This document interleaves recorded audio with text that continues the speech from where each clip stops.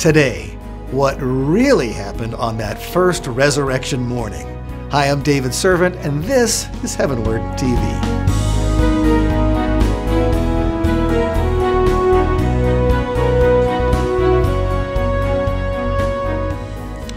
Well, it's so good to be back together one more time as we continue our chronological study through the entire New Testament. And we're in Matthew chapter 28, and at the same time, we're making a comparison with the other reports of the three other gospel writers, because piecing it all together, you get a much better picture of what happened on that resurrection morning, Sunday morning, than you do by looking at any one of them by themselves. Keep in mind that it is commonly thought that because John's gospel contains over 90% unique material that you don't find in Matthew, Mark, and Luke, that he wrote many years later and was just really attempting to fill in some blanks that he realized existed, knowledge that he had because he was one of the closest disciples of Jesus. If we were to read Matthew's account just by itself, we could come to wrong conclusions that are cleared up by looking at other gospel writers. But let's jump back into Matthew chapter 28 and see what we come up with. I've got to reread verse number 1, if you don't mind, of Matthew 28. Now, after the Sabbath, as it began to dawn, toward the first day of the week, Mary Magdalene and the other Mary came to look at the grave. Verse 2, behold, a severe earthquake had occurred, for an angel of the Lord descended from heaven and came and rolled away the stone and sat upon it. And his appearance was like lightning, and his clothing as white as snow. Well, this is, pretty scary stuff. Verse 4, and the guards shook for fear of him and became like dead men. Well, have you ever been so afraid that you could not move or speak? I have only on a couple of occasions that I can remember consciously, and they were all in my dreams. I was so scared because of what was transpiring in the drama of my dream that I wanted to scream out and yell because of the bad guy or whoever was sneaking up, and I was frozen. I was paralyzed with fear. And that's exactly what happened to these guys, and I can understand why. If I had been in their shoes, I think I'd have been paralyzed with fear also. Obviously, God wanted them to shake with fear. Now, remember, we read in verse number 2 of Matthew 28 that after this angel rolled away the stone, he sat on it. And apparently, the guards saw all this take place. I don't know if they saw his ascension from heaven, but they saw the stone moving, and apparently they saw this angel, and that's what paralyzed them with fear. And then, this angel's sitting on the stone that it's moved.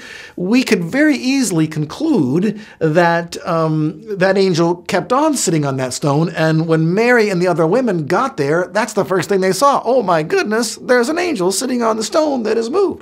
But remember, we've already studied this last time in John's gospel, that Mary perhaps came by herself when it was still dark, just saw the stone rolled away, and then ran back and got Peter and John. Okay? And so, we don't want to make assumptions just because, it seems that's how it was according to Matthew's gospel. Look at all the other gospels too and see if we can bring some insight into those things that we normally assume. Because in verse 4 of Matthew 28, the guards shook for fear of him and became like dead men. The angel said to the women, do not be afraid, for I know that you are looking for Jesus who has been crucified. Now you're probably imagining that angel sitting there on that stone. And the women walk up, and there's these, paralyzed Roman soldiers lying on the ground, shaking and so forth. And the women see this angel, and the angel speaks to them directly. But that's not what happened according to other gospel writers. And we're just making an assumption that is not correct, okay? Let's take a look at Luke's gospel. Luke chapter 24. They found the stone rolled away from the tomb. But when they entered, so they're in the tomb now, they did not find the body of the Lord Jesus. They again are seeing those empty linen wrappings, the cocoon, which I've described. And verse number 4, while they were perplexed about this. Now here's some chronology that clears up an assumption we would have made in Matthew's gospel. While they were perplexed about this, behold, two men suddenly stood near them in dazzling clothing. Well, there you have it. So one angel rolled away the stone, but they've disappeared from sight. And then Mary and the other women find the tomb empty. And again, I think that Luke is leaving lots of details that John included. I think Mary has already been there. She told John and Peter, they came, she came back, they left, she's still there with the other women, and now this is all taking place. And they're perplexed about this. They see these guys in dazzling clothing, obviously two angels. And as the women were terrified and bowed their faces to the ground, the men said to them, "Why do you seek the living one among the dead?" So again, they're terrified. They're paralyzed with fear. They fall to the ground in fear. And these angels inside the tomb of Christ speak to them and question what they're doing, looking for somebody who's living among the dead. Verse 6, "He is not here, but he has risen." This is now Luke's gospel. "Remember how he spoke to you while he was still in Galilee, saying that the Son of Man must be delivered into the hands of sinful men and be crucified, and the third day rise again." And they remembered his words and returned from the tomb and reported all these things to the 11 and to all the rest. Well, I think, according to John's gospel, Mary, and maybe another woman or two, we don't know because John doesn't say, have already been to the tomb, back, told Peter and John come. Mary comes back again with the other Mary and a few other women. Peter and John leave. That's when these women look inside the tomb for themselves, because they came after Peter and John had already gone inside the tomb and come out. They look inside. They're perplexed. They see these two angels, and then they return once again. And they don't just report this time to Peter and John. They report to the 11. So they're saying this time they've got more to report. The first time, all that Mary could report was they've taken the body. The stones rolled away. But this time they can report, oh my goodness, we've seen angels. And there's actually more to the story than that. They actually saw more than angels. And it's not real clear in the synoptics, but in John's gospel it becomes much, much more clear. Okay? All right, so stick around and stay with me as we look at what else happened on that amazing Sunday morning. I'll be right back.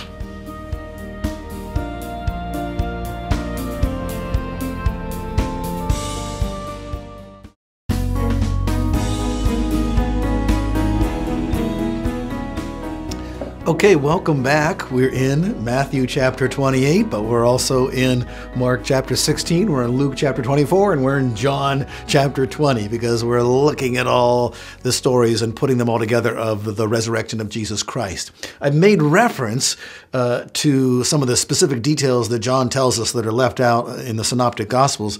We've just finished looking at the passage in the first part of Matthew 28 where Matthew gives the salient details, and if you didn't have John's Gospel, in fact, if you didn't have Luke's Gospel, you can make some wrong assumptions. Just always have to be careful in thinking that just because one verse follows another, that it's chronological or that it happens, minutes after what happened in the previous verse happened, okay? That can be a mistake. So, we're going to go back now to John's Gospel, and just to read these events as John records them, because you'll see that he affirms what I have been suggesting all along here as to the true chronology of Sunday morning on that first Easter. Okay, so let's take a look in John chapter 20 and verse number 2. Remember, Mary went there when it was still dark, John said, and found that the stone had been rolled away. She didn't go inside. She ran back and got Peter and John. So verse 2, so she ran and came to Simon Peter and to the other disciple whom Jesus loved, and said to them, they have taken away the Lord out of the tomb, and we do not know where they have laid him. See, again, she hasn't seen any angels yet. She hasn't seen Jesus yet.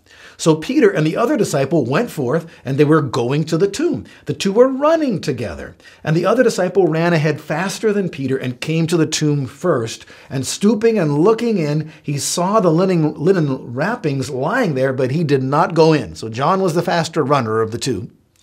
And then Peter gets there. So Simon Peter also came following him and entered the tomb. Peter's always a little bit, more, or less cautious and more apt just to stumble into things. And so he goes right in that tomb. And he saw the linen wrappings lying there, and the face cloth, which had been on his head, not lying with the linen wrappings, but rolled up in a place by itself. I don't know why Jesus took time to do that, but apparently he did. So the other disciple who had first come to the tomb then also entered, and he saw, now listen to this, and believed. Wow. Why did he believe? I told you this because he saw the empty cocoon. They knew it is supernatural. Jesus has been risen from the dead. Verse number 9, for as yet they did not understand the scripture that he must rise again from the dead. See, that was the convincing proof. His body hasn't been stolen. Verse number 10, so the disciples went away again to their own homes. That's Peter and John. You know something else I could tell you? There could have been another disciple or another disciple. There could have been, more than just two. It's just that we found that these guys don't always tell us everybody who was there. Okay, but at least there was Peter and John. From that we're sure. And that is only told in Luke's gospel, and not exactly as is told in John's gospel. So they go home, again, verse number 10, but now listen to verse number 11 of John chapter 20. But Mary was standing outside the tomb weeping. And so as she wept, she stooped and looked into the tomb. And she saw, here it comes, two angels in white sitting, one at the head and one at the feet where the body of Jesus had been lying. I think that indicates more than just the fact that there was a slab there, or a floor of the tomb, and they just happened to be sitting where the head of Jesus would have been and the feet of Jesus would have been had the body still been there, but there was this big pile of linen wrappings strewn all over the place. No, the empty cocoon is there. There's an angel at the head, an angel at the foot. And this is when Mary and perhaps the other women have their vision of the angels. Okay, this is when the revelation comes that Jesus, has risen from the dead, when they see the empty cocoon and they see these angels. And they said to her, this is verse number 13, woman, why are you weeping? She said to them, because they have taken away my Lord, and I do not know where they have laid him. She's still, confused on that issue, even though she's seeing angels and she's seeing the linen wrappings lying there. And when she said this, she turned around and saw Jesus standing there and did not know that it was Jesus. So she's apparently in the tomb. She stoops in, she looks in the tomb. That's when she sees these angels. And maybe she was maybe it was so dark that she's not able to see the cocoon and have that realization of, the fact that the body is evacuated the cocoon. She hasn't put all that together yet. She just sees the white wrappings there, and she's still at the outer edge of the door of looking into that tomb. And so verse number 14 again, when she had said this, she turned around and saw Jesus standing there and did not know that it was Jesus. And Jesus said to her, woman, why are you weeping? Whom are you seeking? Supposing him to be the gardener, she said to him, sir, if you've carried him away, tell me where you have laid him, and I will take him away. Okay, so John is piecing it all together in a way that Matthew, Mark, and Luke, just didn't do. And it's helping us to understand the chronology of how things happened here. And here's where it gets very cool. In verse number 16, Jesus said to her, Mary. And she turned and said to him in Hebrew, Rabboni, which means teacher. Okay, so now she realizes, oh my goodness, he's alive. And you can imagine the swirling of the emotions going through her head at that point in time. She grabbed him, and she was stooping down. I don't know if she grabbed him and embraced him or grabbed him at his feet, according to John's gospel anyways. But Jesus said to her, stop clinging to me, for I have not yet ascended to the Father, but go to my brethren and say to them, I ascend to my Father and to your Father, my God and your God. And so that gives us some insight into something that has happened as a result of Jesus' death and his resurrection. Now, these disciples of Jesus, who were believers, now became members of the family of God. It's great. I'll be right back.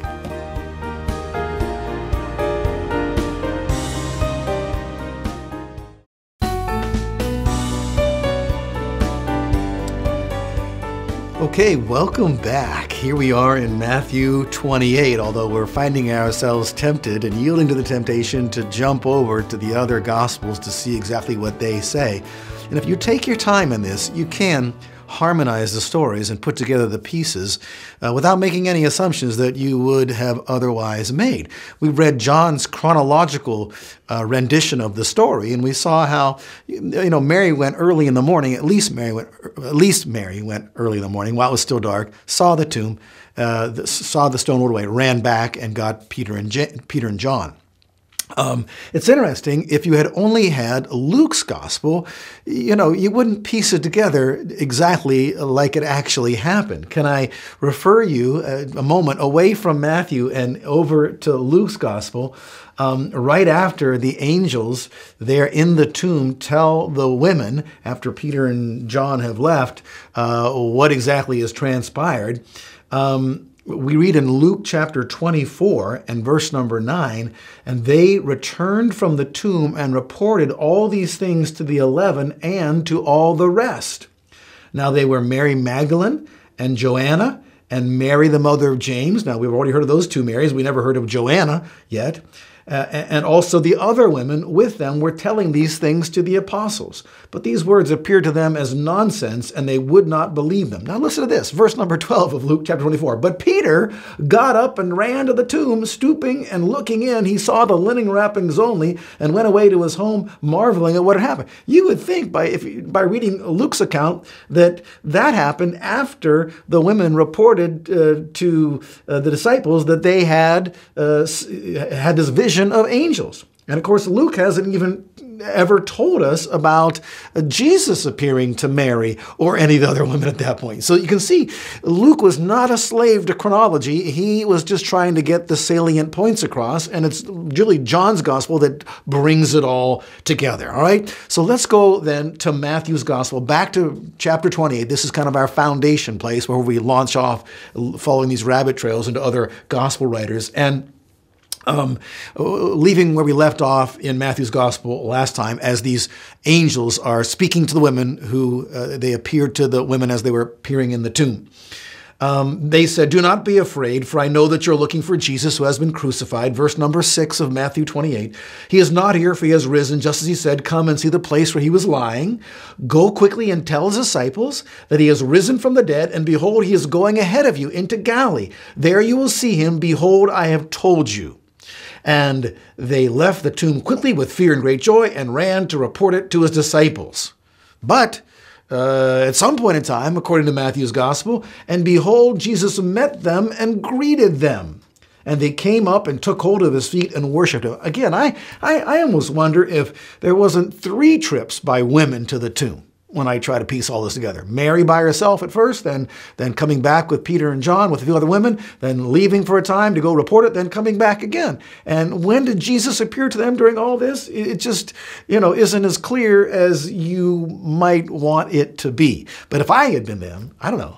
I think I'd have been tempted to keep going back there. I mean, goodness, if the second time you went back, you saw some angels, wouldn't you want to think about maybe sneaking up there and see if those angels were still around? If you told other women what you had seen or other people, wouldn't they be running to that tomb to see, first of all, if nothing else, just the stone rolled away? And wouldn't you want to go with the people who told you? And wouldn't the people who told you want to go with you? They might have gone 5 or 10 times that day, for all we know. And Matthew, Mark, and Luke, and John just don't tell us all those details because they want to get the important points across. And when skeptics try to pick away at this and say, well, you see, Bible's not inspired, facts contradict and so forth. Good grief. First of all, the important facts, like, for example, the stone was rolled away. There were angels. Women saw the stone. Women saw the angels. Peter and John ran to it. Well, in fact, remember we read in Luke's gospel, Luke doesn't even mention John going. Luke only mentions Peter running and looking in there and seeing the linen wrappings. See, you have to put it all together. But when skeptics attack this and they say, well, this doesn't, fit, honestly, do you think that these men, if they were, all trying to put across a hoax, wouldn't have done a better job at making sure that their facts all harmonized in order to perpetrate their hoax? When John wrote his gospel, perhaps decades after Matthew, Mark, and Luke wrote their gospels, don't you think that, he had their gospels as source gospels that he could have read and realized, well, if I say something that contradicts what they say, people aren't going to believe this story. He didn't say anything that contradicted anything anyone else said. He just added to the story details that we wouldn't have known otherwise, and he put it in a chronological order. And even with John's gospel, I think still we make assumptions about the chronology of it, the consecutive timing of events and so forth. Just because we're reading about Mary at the tomb at one time doesn't mean that the next verse there hasn't been an hour that's transpired between Mary at the tomb in this verse and Mary at the tomb in the next verse. Sure, that's entirely possible, okay? And the gospel writers have proven that.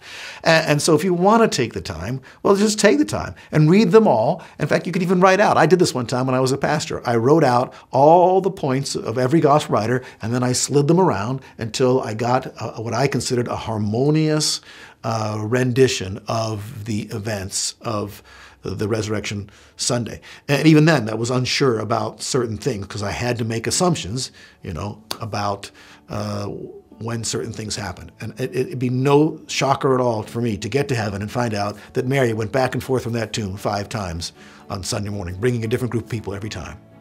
Okay, and the Jesus, Mark says that in verse number 9 of Mark chapter 16, now after he had risen early on the first of the week, he first appeared to Mary Magdalene. Well, that harmonizes with the rest of the gospel. We have him appearing to a bunch of women at one time on the resurrection morn. All right? Okay. Well, we're out of time. Next time, perhaps the greatest, most exciting Bible study there ever existed in all of human history. I'll tell you about it. See you next time.